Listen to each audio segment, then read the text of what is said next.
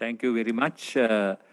I first of all like to congratulate you all for the presentations and all the information that you have given us, which is really overwhelming. ඇත්ත වශයෙන්ම අපි මේ කාරණා උගත් දේවල් දැනගෙන හිටියේ නෑ. දැන් අපිට එන්නම පැහැදිලි වෙනවා. මෙතන අපිට මතු පිටින් පේනවට වඩා මේගොල්ලෝ පෙන්වන්න හදනවට වඩා විශාල කුමන්ත්‍රණයක් සිදු වෙලා තියෙන බව. ඒකට තවත් එක සාධකයක් තමයි මේ පාර්ලිමේන්තු තේරීම් කාරක සභා වාර්තාව. ඒ තේරීම් කාරක සභා වාර්තාවේ පැහැදිලිවම තියෙන කරුණු ටිකක් මම පොඩ්ඩක් මේක කියවන්න කැමතියි. කිහිප දෙනෙකු පමණක් දන්නා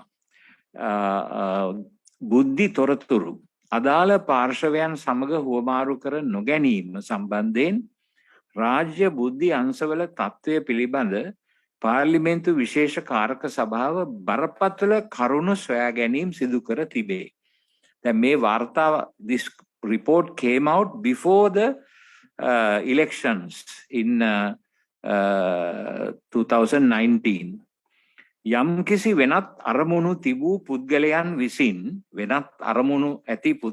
විසින් වසර අගභාගයේදී එළඹීමට නියමිත ජනාධිපතිවරණය ඉලක්ක කරමින් රට තුළ බියක් හා අවිනිශ්චිතතාවයක් සහ කැළඹිලි ඇති කිරීම අරමුණු කරගෙන ලැබුණු බුද්ධි තොරතුරු මත කටයුතු නොකළේද යන්න සොයා බැලීමට වැඩිදුර පරීක්ෂණ සිදු කළ යුතුයයිද කාරක සභාව නිරීක්ෂණය කරයි.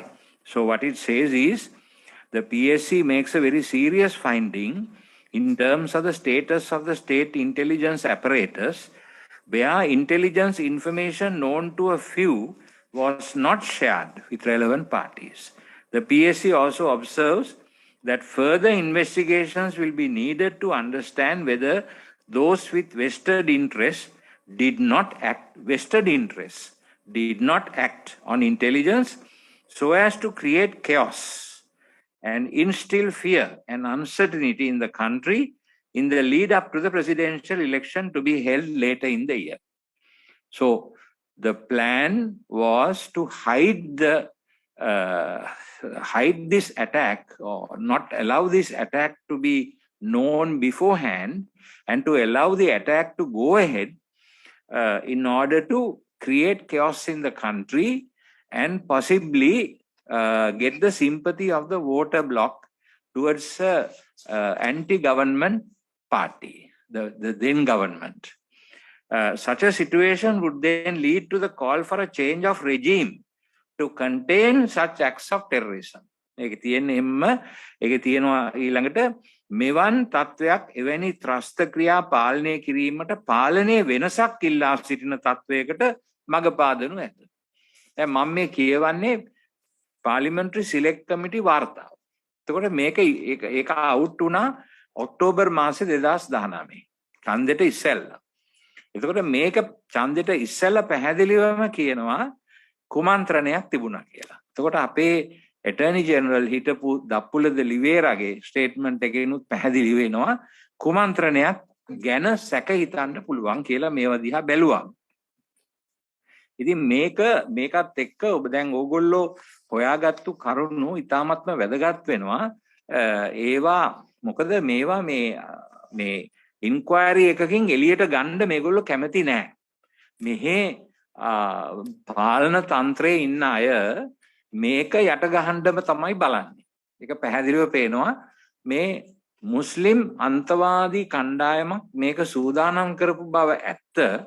නමුත් ඒකේ තොරතුරු දැනත් වසන් කරමින් ඡන්දය ඉලක්ක කරගෙන ජනතාවගේ ඡන්දය ලබා ගැනීම සඳහා මේ ඇටැක් එකට සිදු වෙන්නට ඉඩ දුන්නයි කියන තත්ත්වය තමයි මෙතනින් පැහැදිලිව පේන්නේ. ඒ නිසා මම හිතනවා මේ ඇටැක් එකේ 60% වගකීම තියෙන්නේ ඔන්න ඔය නිලධාරීන් සහ දේශපාලකයන් අතේ. මම ඒ අයව වගකිව යුත්තන් හැටියට නම් කරනවා මෙතන මේ වගකීම දරන්න.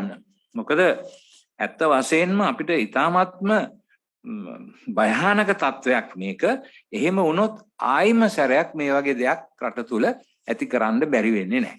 කියන්නේ සංවිධානාත්මකව. එතකොට මේ වැඩපිළිවෙල තුල දැන් බලන්න ඒ කාරණාවට සම්බන්ධ තවත් එකක් තමයි මේ නාලක ඩිසිල්වා කියන DIG තුමාව arrest කරන්න කටයුතු කළේ ඔහු ඊට දවස් කීපයකට කලින් මේ සහරාන් හෂීම්ව අත්අඩංගුවට ගන්න වරෙන්තුවක් ලබාගෙන තියෙද්දි මේ තියෙන්නේ වරෙන්තුව. ඒ වරෙන්තුව ලබාගෙන තියෙන්නේ 2018 ජූලි මාසේ 9 වෙනිදා. එතකොට එයාව මේ වරෙන්තුව අරගෙන මෙයාව arrest කරන්න ලෑස්ති කරගෙන ඉන්නකොට when he was about to arrest this man, they arrested him and put him in jail so that that man could carry on with his attack. I have serious reservations about that. And then also 6,000 swords were imported to Sri Lanka. Now, when these swords were imported, now we have filed a case. They have come back with a report saying that these were not swords, but knives used to cut sugarcane. I have my doubts about that altogether, because these swords were seen, they were shown in the television, they were swords, they were not knives to be cutting sugarcane. These 6,000 swords were distributed among the Muslims, hoping that that attack will create a conflict between the Sinhala people and the Muslim people and will create a situation of terrible insecurity in the country. That insecurity would help them to win the election. To say that we will give you security. And that was a common platform that was used by the victors before the elections, assuring the people that we will give you security. So therefore, a lot of people voted for the government because they were worried about the insecure situation created by the East attack and the uncertainty that came to the country. So in all this, what is clear is that there was a plot. Besides the Presidential Commission report, only the first volume has been given to us. Why are they afraid to give the other volumes? We have a serious question. If they are honest and transparent, they should release all those volumes to the public so that we can investigate, we can check whether the decisions have been correctly taken. Besides, the Commission also has made recommendations that some of these aspects need to be further investigated, but no investigations have happened in that way. For example, the story of Sarah Jasmine, then the contacts that were had between DMI and this Jamil.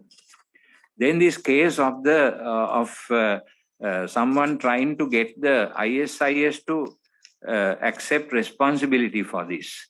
Those are angles that have to be investigated further. The Commission is recommending such investigations, but these investigations are not being done. And I am ashamed to think that in a court case which we have filed for the compensation to be paid to the people who are affected by this violence, that the Attorney General is appearing for an officer. That I can't accept, because this is something where we are asking for damages, and the Presidential Commission is very clearly saying that that particular officer has to be prosecuted, that there is a criminal liability on his part. So if that is so, how can he be defended by the state? That is not possible. That is all showing dishonesty. And I am very upset about this whole thing. Unless everybody is trying now, all this Minister of Public Security coming out with a statement that Sarah Jasmine has died, and that is not clear as such. And there are contradictions, indications to that. These are all facts that show that there's no sincerity. These are all politically motivated. That is very unfortunate for this country. After 74 years of independence, if the political setup decides what the truth is, then what is the meaning of that? Truth is not to be decided by a political leader or political leaders. But this country has suffered a lot. There was this famous president earlier who got the judges' houses stoned. So these are the things that led this country up to now to a situation where the judiciary's independence is threatened. When the judiciary's independence is threatened, no one can get justice. That is our problem. If the judiciary is to be managed by the political setup and the politicians manipulate the police, because the police is the one that investigates and finds out evidence, if the police has to be independent. That is why there's a National Police Commission. And the police policeman has to respond to a situation without waiting for instructions from politicians. But today, the police has fallen to such a state that the IGP makes statements according to the dictates of politicians. The latest statement made by the IGP is a mockery of the independence of the police. The police has to be independent and the police has to carry on. If there's a crime, the crime has to be investigated independent of any minister interfering in the decisions of the police. The police should not be placed under a minister. That whole idea of placing the police under a minister shows the weakness of our system. So we need a change of system right now in our country. If we go on like this, there will be absolute chaos in this country and the politicians will be able to decide. We will be going back to a dictatorship and a monarchist kind of government. I am saying these things because our people, 269 people, lost their lives and more than 500 people were injured. And when I see some of them suffering in terrible situation, now we have that man Susanta. He's going and sleeping in the cemetery next to the tombs of his wife and 3 children. He's all alone. The tears that come down his eyes are tears that come down our eyes too. And these politicians, they are not bothered about those tears. This political leader of our country has not visited that area in his whole mandate. Now it is 2.5 years. He never went to see the victims. He never talked to the victims. He never went to these 2 shrines which were damaged and the 3rd shrine in the other place, Zion Church. He never went. He never cared to go and see these people. How can we expect fair play and justice from these leaders of our country? This is the saddest part of our history. I want to say this very sincerely. We want to pray and go to God, because these leaders must understand that one day they will die. All leaders will pass away, but these things will never die. The truth will come out one day, and they will all be exposed. Former presidents, now presidents, future presidents, if they believe that they can go with impunity and do things, these truths will always emerge. And they will not carry with them any good name in the future. Their children and their children's children will carry this bad name that they will get if they don't act sincerely and honestly with regard to the people.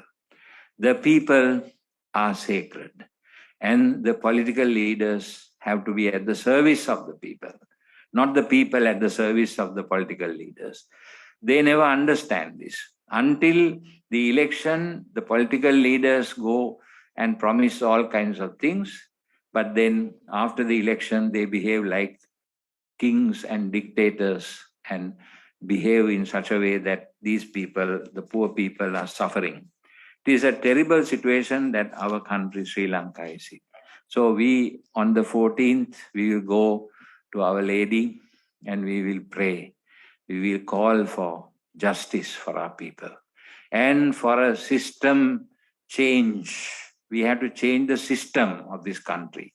74 years, political leaders have divided our people on the basis of religion, on the basis of race, on the basis of social strata. They are divided. They continue to divide and rule. I thought it's only the British who continue to divide and rule. But now our people have become also better than the British. They continue to divide and rule this country. And these political leaders have blasted the rule of law in this country so that a simple man cannot feel that he is secure and he can get justice from the system because the whole system has been corrupted. 74 years of not independence, but slavery, our country has gone and is going to. So we will go to the Blessed Mother. She is the one who delivered us during the time of the war from foreign occupation. Right now, our leaders are foreigners. They are not locals. They are citizens of other countries who are coming and dictating and deciding for us. We have enough intelligent people in our country to face up to these challenges, but the foreigners, with people with foreign passports are doing that. So this is a very sad situation, and I want to appeal to all of you to please continue with your research, continue to put out all this information you have and research more so that the truth will emerge one day. Thank you. Thank you very much, Your Eminence. Thank you very much for those